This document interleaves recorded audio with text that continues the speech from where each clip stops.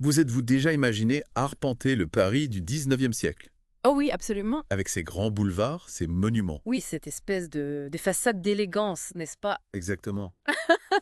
Bon. Mais en s'aventurant dans les ruelles sombres, on découvre une toute autre réalité.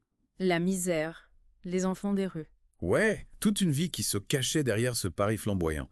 C'est cette face cachée que l'on va explorer aujourd'hui en plongeant dans Les Misérables de Victor Hugo. Ah, une œuvre fascinante. On va se concentrer sur la figure du gamin parisien et sur ce microcosme incroyable qu'est la masure Gorbeau.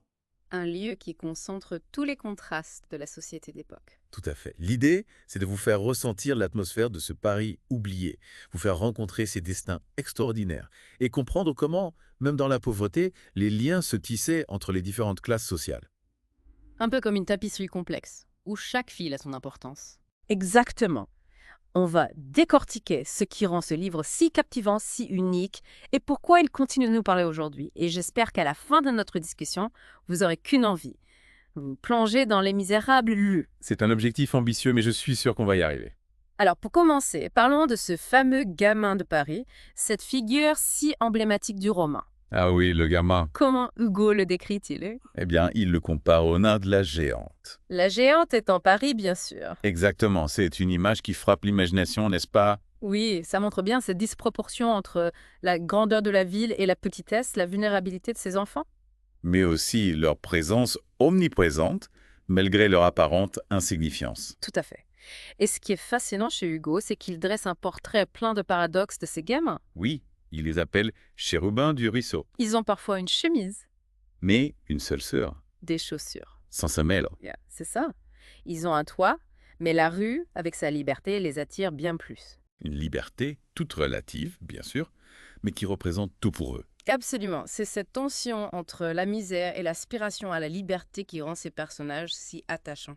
Et Hugo nous plonge dans leur monde si particulier, avec ses codes, ses langages, Leur jeu, leur malice qui scandalise la bourgeoisie. leurs expressions imagées, parfois cruelles, parfois poétiques. Mourir, c'est manger des pissenlits par la racine. Exactement.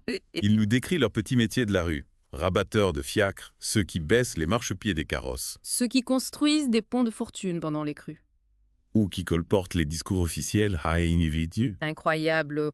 Et ils ont même leur propre monnaie, ces fragments de cuivre ramassés dans la rue. Une débrouillardise née de la nécessité, qui fait écho à l'esprit de Paris elle-même. C'est une véritable vie souterraine qui se révèle sous nos yeux. Et puis il y a cette transformation magique qui s'opère au théâtre. Le gamin devient le titi. Le titi. Oui, c'est comme la chenille qui devient papillon, un être envolé et planant, dit Hugo. Quelle belle image, hein? Sa présence, sa joie communicative, transforme un théâtre miteux en un paradis. C'est bon, ça montre cette capacité à trouver la beauté et le bonheur, même dans les situations les plus difficiles. Exactement. Et ce qui rend le récit de Hugo si puissant, c'est qu'il ancre cette réalité des enfants errants dans le contexte historique du Paris du début du 19e siècle. À l'époque, la présence policière n'était pas aussi importante qu'aujourd'hui. Loin de là. Les enfants livrés à eux-mêmes étaient légion. Hugo nous donne même des chiffres. Ah oui, Plus de 260 enfants sans abri étaient ramassés chaque année par la police. dans des endroits sordides, j'imagine. Des terrains vagues, des chantiers sous les ponts. C'est terrible. Il évoque même ces refuges de fortune qu'étaient les hirondelles du pont d'Arcole. Un bien triste tableau. Et pour Hugo, ce n'est pas qu'un simple constat. Il voit dans l'abandon des enfants un des pires fléaux sociaux. Il dit même que tous les crimes de l'homme commencent au vagabondage de l'enfant. C'est une affirmation forte, mais qui souligne l'importance de l'éducation, de l'encadrement. Et le plus choquant, c'est que cette situation était tolérée, voire encouragée par l'ancienne monarchie. Il y avait une certaine indifférence des élites face à la misère du peuple. Hugo cite d'ailleurs cette phrase cynique. À quoi bon les demi-lumières? Comme si l'ignorance était un moyen de contrôler les masses. Sous Louis XIV, des enfants de 15 ans, simplement parce qu'ils étaient sans domicile fixe, étaient envoyés aux galères. Une exploitation sans vergogne des plus vulnérables. Mais au-delà de ses habitants, Paris elle-même devient un personnage à part entière dans Les Misérables. Ah oui, c'est une présence constante, presque une entité vivante. Comment Hugo la décrit-il? Comme un bon enfant, tolérante, capable d'absoudre avec un rire. Elle est amusée par la laideur, dit-il. Distraite par le vice. Soyez drôle et vous pouvez être un drôle, écrit-il avec ironie. Même l'hypocrisie ne la révolte pas. C'est un portrait ambivalent, plein de contrastes. Mais Hugo insiste sur son caractère universel.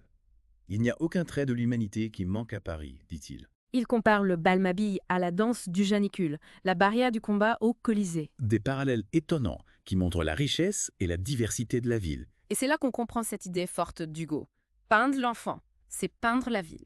Le gamin est le miroir de l'âme de Paris. C'est pour ça qu'il étudie cet aigle dans ce moineau franc. Une image qui résume bien la force et la liberté de ses enfants. Et pour Hugo, ce sont les faubourgs qui représentent le vrai cœur de Paris.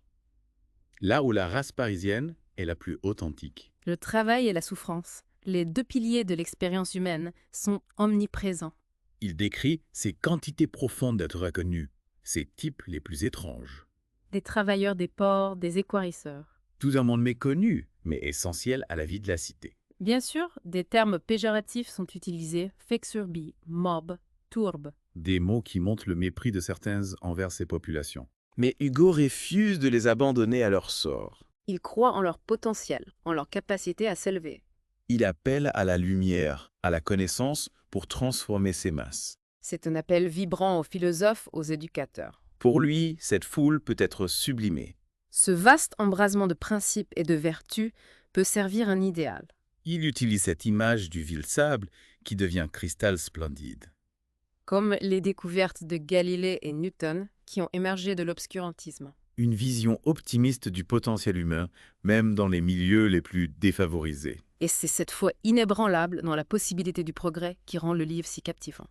Et au milieu de cette fresque sociale, Hugo nous présente des personnages inoubliables. Ah oui, des figures qui marquent l'imaginaire. Notamment un gamin, Gavroche. Gavroche, un nom qui résonne encore aujourd'hui.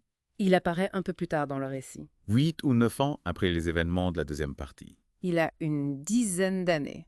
Et il incarne parfaitement ce gamin de Paris, décrit par Hugo. Mais sous son sourire d'enfant, Se cache un cœur absolument sombre et vide. une profondeur tragique que Hugo met en lumière.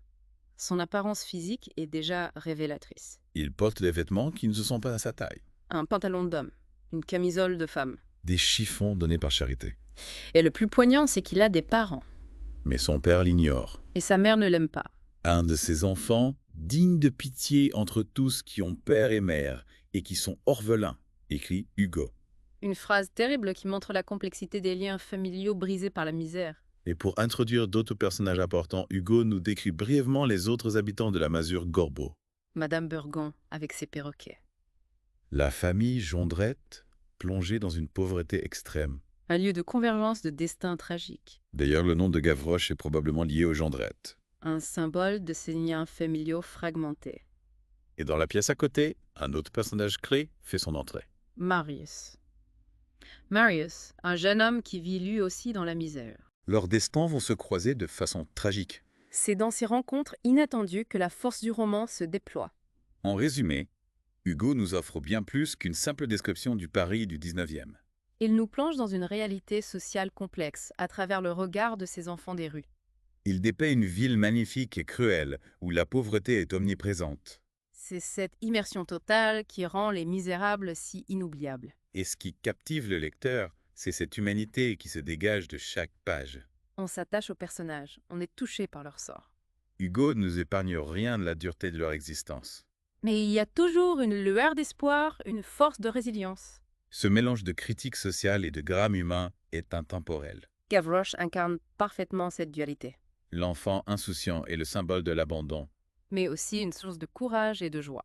Son histoire, comme celle des autres habitants de la masure Gorbeau, nous saisit. Une invitation à réfléchir sur la condition humaine et la force de l'esprit. Si vous voulez découvrir cet univers extraordinaire, je vous encourage à lire Les Misérables. Et pour une expérience encore plus immersive, procurez-vous l'édition illustrée de Les Misérables Théo. Marius chez Édition Quill, disponible sur Amazon.fr. Les illustrations sublimes donneront vie à la vision d'Hugo. Vous plongerez alors au cœur de ce chef-d'œuvre. Plus de 150 ans après sa publication, Les Misérables continuent de nous parler. Le regard de Hugo sur la pauvreté et la résilience humaine est toujours d'actualité. Qu'est-ce que ce livre nous dit encore aujourd'hui? C'est une question qui mérite d'être explorée. Alors n'hésitez plus et plongez dans ce roman magistral. Vous découvrirez toute sa richesse et sa beauté. Et vous ne le regretterez pas.